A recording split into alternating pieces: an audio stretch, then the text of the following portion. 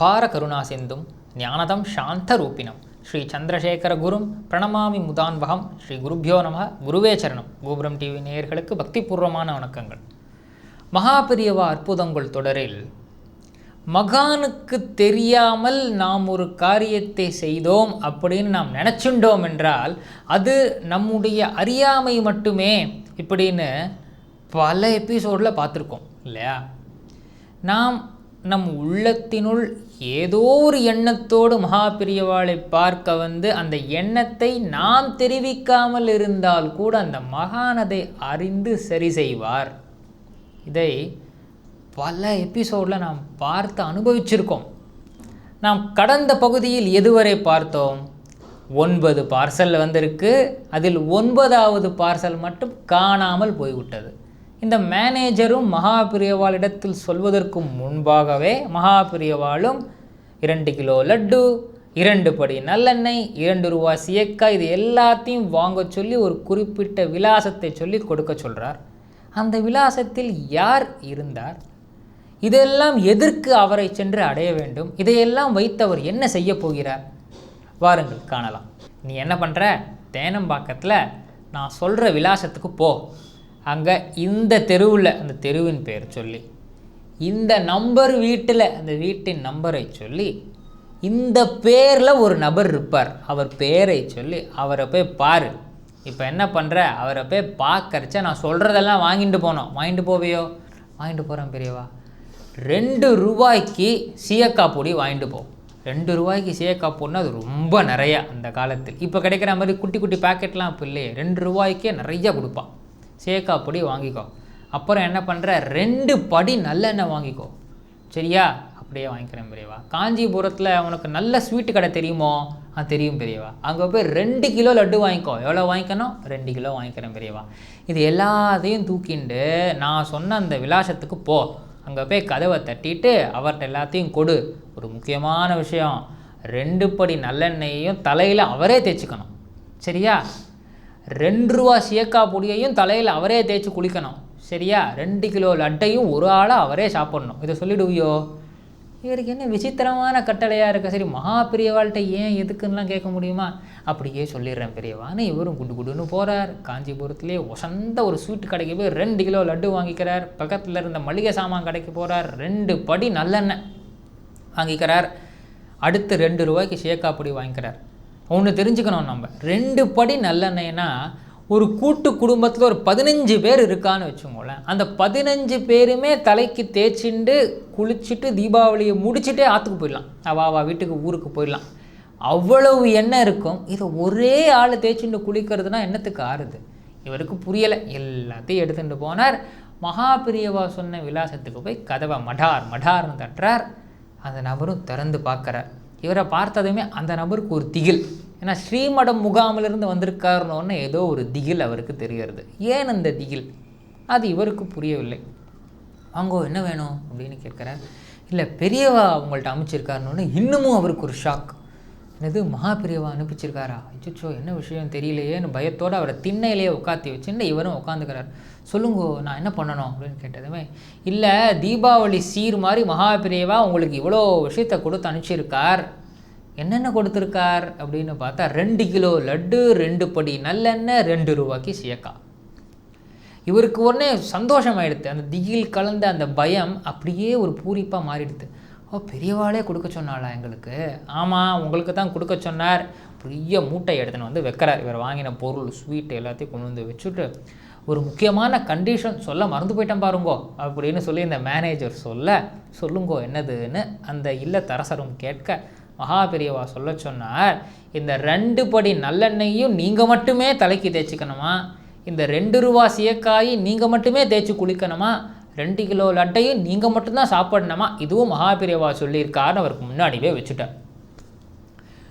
பார்க்கணுமே அந்த மனிதரை. கண்களிலிருந்து கண்ணீர் தாரையாக கொட்டுகிறது. கன்னத்தில் போட்டுக்கிற, தப்பு பண்ணிட்டேன் பெரியவா, தப்பு பண்ணிட்டேன், மன்னிச்சிருங்கோ பெரியவா, தப்பு பண்ணிட்டேன்னு சொல்லி மேனேஜர் காலில் விழுந்துட்டார். மேனேஜருக்கு ஒன்றுமே புரியல. ஏன் சுவாமி, நான் நல்ல விஷயம் தானே சொன்னேன், பெரியவா உங்களுக்கு லட்டு கொடுக்க சொல்லியிருக்காரு, இதை விட உங்களுக்கு என்ன பெரிய ஆனந்தம் வேணும், அதுக்கு ஏன் அடரேல் சுவாமின்னு கேட்கும்போது தான் அவர் சொன்னார், நான் ஒரு பெரிய அபச்சாரம் பண்ணிட்டேன். நான் நேத்திக்கு நம்ம தேனம்பாக்கம் முகாமுக்கு வந்தேன்.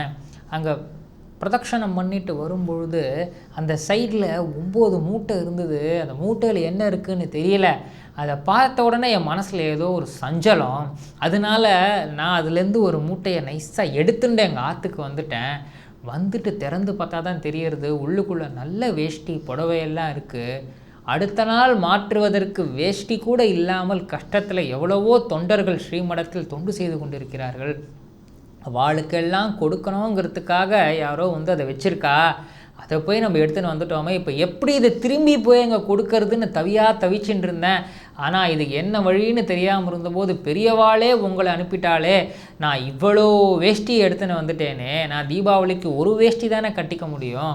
அப்படியே நான் ஒரு வேஷ்டிக்கு மேலே எல்லா வேஷ்டியும் கட்டிட்டேன்னா நான் குளிக்கிறதுக்கும் அவ்வளோ வெண்ணெய் தேவைப்படும், நான் தேய்ச்சிக்கிறதுக்கும் அவ்வளோ சீயக்கா பொடி தேவைப்படும், நான் சாப்பிட்றதுக்கும் அவ்வளோ லட்டு தேவைப்படும். வேண்டாம் பெரியவா, நீ மட்டும் சாப்பிடுன்னு எனக்கு எல்லாத்தையும் கொடுத்து எல்லா அறிவையும் எனக்கு சொல்லி கொடுத்துட்டார். என் மடக்கண்ணை திறந்துட்டார் மகா பெரியவா. நான் மகா பாவியாக இருந்துட்டேனே, நான் மன்னிச்சிடுங்கோ பெரியவான்னு குலுங்கி அழுகிறார் அந்த நபர். சரி, நீங்கள் அழாதேன்னு அவருக்கு ஆறுதல் சொல்வதா, இல்லை அவர் செய்த தவறை கண்டிப்பதா, என்ன செய்யறதுனே அந்த மேனேஜருக்கு தெரியலை. சில காலம் அழுது விட்டு அவரே சொல்கிறார், அந்த நபரே, எனக்கு ஒரே ஒரு உதவி பண்ணுவேளா அப்படின்னு கேட்டாராம். சொல்லுங்கோ அப்படின்னு இவர் சொன்ன பொழுது, இதற்கான பிராயச்சித்தமாக நான் என்ன செய்யணும், அதை எப்படி செய்யணும், இந்த பாவத்திலேருந்து வெளில வரத்துக்கு என்ன வழின்னு நீங்களே பெரியவாள்கிட்ட கேட்டு சொல்லுங்கோ, இனிமேல் இந்த மாதிரி தப்பை நான் பண்ணவே மாட்டேன்னு அந்த நபர் அழுது புலம்ப இவர் நேர குடுகுடுன்னு ஓடி ஸ்ரீமடம் முகாமிற்குள் வருகிறார். அப்போ தான் தெரியறது மகா பெரியவாளின் அந்த ஞான திருஷ்டி என்பது எத்தகையதுன்னு. இவர் அந்த 9வது பார்சலை காணும்னு பெரியவாள்கிட்ட சொல்ல போனார். யார் எடுத்துட்டு போனால் அது எங்கே போச்சுன்னு தெரியலேன்னு பெரியவாள்கிட்ட சொல்ல போனார். அதை கேட்டுக்கொள்ளாமலேயே மகா பெரியவா தான் ஒரு விலாசத்தை சொல்லி அந்த இடத்திற்கு இவரை அனுப்பினார். அங்கே போனால் விஷயம் தெரியறது, அனைத்தையும் எடுத்தவர் அவர்தான் என்று.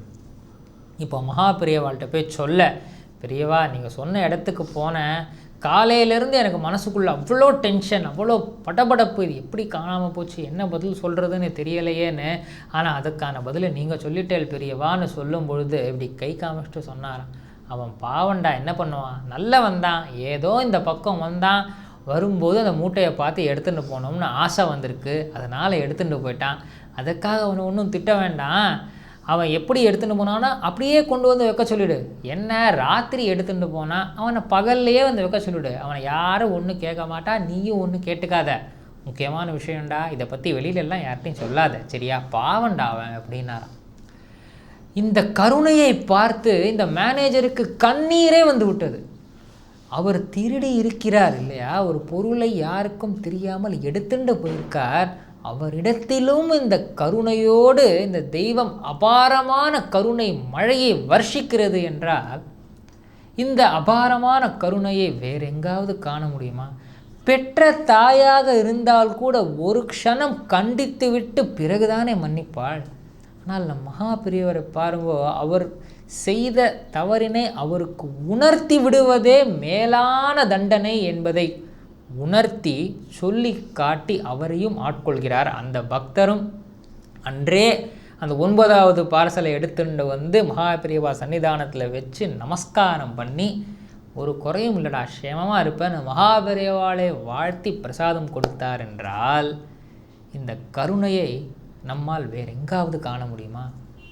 அது சரி, 9 கிரகங்களையுமே எங்கெங்கு வைக்க வேண்டும் என்று ஆட்டுவிக்கும் அந்த இறைவனுக்கு இந்த 9வது பார்சல் எங்கே போச்சுன்னு தெரியாதா? மகா பெரியவாளிடத்தில் நாம் ஒரு விஷயத்தை சொன்னோம் என்றால் அதற்கான பதில் நிச்சயமாக கிடைக்கும். சக்ருத் ஸ்மரண மாத்திரேன பவரோக விநாசகே சந்திரசேகர பாதாப்சே பாசேதாம் ஹிருதிமே சதா.